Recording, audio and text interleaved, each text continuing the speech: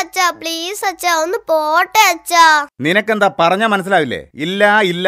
സാരല്ല, നീ അവൻ ആ സിനിമയ്ക്ക് ഒന്നുകൂടെ പോയിക്കോട്ടെ. നമ്മുടെ ടിന്റുമോനല്ലേ. സാധ്യമല്ല. ഒരു സിനിമ ഒരു തവണ കണ്ടാ മതി. അച്ഛൻ പേടിക്കണ്ട. സിനിമ ടൗണിന്ന് മാറി ഇപ്പൊ റീഗൽ ടാക്കീസിലാ കളിക്കുന്നത്. പകുതി ചാർജേ ഉള്ളൂ. ആ കാരണം കൊള്ളാം. എന്നാലും വേണ്ട. നിനക്ക് കഴിഞ്ഞ കണക്ക് പരീക്ഷയ്ക്ക് എത്രയാ മാർക്ക് കിട്ടിയത്? അത് ആദ്യം മോൻ കണക്ക് പരീക്ഷ പാസ്സാവ്, എന്നിട്ടാവാം സിനിമ. അല്ല, നാളെയല്ലേ നിനക്ക് കണക്കിന്റെ ക്ലാസ് ടെസ്റ്റ്? അതിൽ നീ പാസ്സായാൽ നാളെ തന്നെ നിനക്ക് സിനിമയ്ക്ക് പോവാം, ഉറപ്പ്. അങ്ങനെ വേണോ അച്ഛാ? ക്ലാസ് ടെസ്റ്റ് വരും പോകും വീണ്ടും വരും. പക്ഷെ ഒരു സിനിമ തിയേറ്ററിൽ നിന്ന് പോയാ പിന്നെ വരില്ല അച്ഛാ. അച്ഛൻ പറഞ്ഞത് കേട്ടില്ലേ?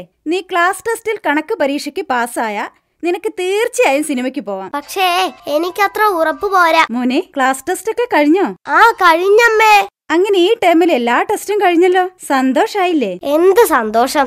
എല്ലാ ടെസ്റ്റും കഴിഞ്ഞെന്ന് വിചാരിച്ച് ഞാൻ സന്തോഷിച്ചു വരികയായിരുന്നു. അപ്പളാ ഉഷ ടീച്ചർ വിളിച്ചു പറയുന്നത് നാളെ ബ്ലഡ് ടെസ്റ്റ് ഉണ്ടെന്ന്. ഞാനാണെങ്കിൽ ബ്ലഡിനെ കുറിച്ച് ഒന്നും പഠിച്ചിട്ടില്ല. എടാ മണ്ട, ബ്ലഡ് ടെസ്റ്റിന് നീ ഒന്നും പഠിക്കണ്ട. നിന്നെ കുത്തി അവർ രക്തമെടുക്കും, എന്നിട്ട് അത് പരിശോധിക്കും. അത്രേ ഉള്ളൂ. എന്നെ കുത്തിയാ ഞാനും കുത്തും. ടിന്റുമോനോടാ കളി. ഓ, ഇവനെ കൊണ്ട്. എടാ, ബ്ലഡ് ടെസ്റ്റിന് നീ പ്രത്യേകം പഠിക്കൊന്നും വേണ്ട. ഓ, ഒരു പ്രത്യേകം പഠിക്കുന്ന ഒരാള്. നിന്റെ കണക്ക് പരീക്ഷയുടെ റിസൾട്ട് എന്തായി? ഓ, എനിക്ക് സിനിമ കാണാൻ യോഗ ഇല്ല അച്ഛാ. സാരല്ല, അച്ഛൻ വിഷമിക്കണ്ട. ആ സങ്കടം ഞാൻ ഒറ്റയ്ക്ക് അനുഭവിച്ചോളാ. എന്റെ കുറ്റം അല്ല അച്ഛാ. ഈ കണക്ക് എന്ന് പറയുന്നത് ഒരു വൃത്തികെട്ട സബ്ജക്റ്റാ. മീഞ്ഞാന്ന് സാറ് പറഞ്ഞു 5 5 10 എന്ന്. ഇന്നലെ അതേ സാറ് തന്നെയാ പറയുന്നത് 7 3 10 എന്ന്. ഇന്നാ സാറ് വീണ്ടും പറയാ 8 2 10 എന്ന്. എനിക്ക് അങ്ങോട്ട് ചൊറിഞ്ഞു വന്നതാ. ഞാൻ പരീക്ഷ എഴുതാതെ ഇറങ്ങിപ്പോന്നു. മനുഷ്യനായ ആദ്യം വാക്കിന് സ്ഥിരത വേണം. ഓ, അപ്പൊ നീ വീണ്ടും തോറ്റു അല്ലേ? എടാ വിവരദോഷി, അത് കണക്കിന്റെ കുറ്റമോ കണക്ക് മാഷിന്റെ കുഴപ്പമോ അല്ല. ആ പറഞ്ഞത് ശരി തന്നെയാ. എന്തൊക്കെ ആയാലും അച്ഛാ, എനിക്ക് വലുതായ ഒരു കണക്ക് മാഷ് ആവാനാ ആഗ്രഹം.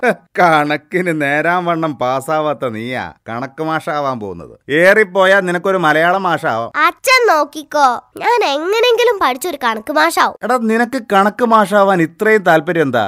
ഇംഗ്ലീഷ് മാഷോ മലയാളം മാഷോ ആയാ ദിവസം 1 മണിക്കൂറെങ്കിലും വായ കീറി ക്ലാസ് എടുക്കണം. കണക്ക് മാഷായ ക്ലാസ്സിൽ വരും, ഒരു കണക്കിട്ട് തരും, പിന്നെ ഒറ്റ ഉറക്കം. എന്തു സുഖം!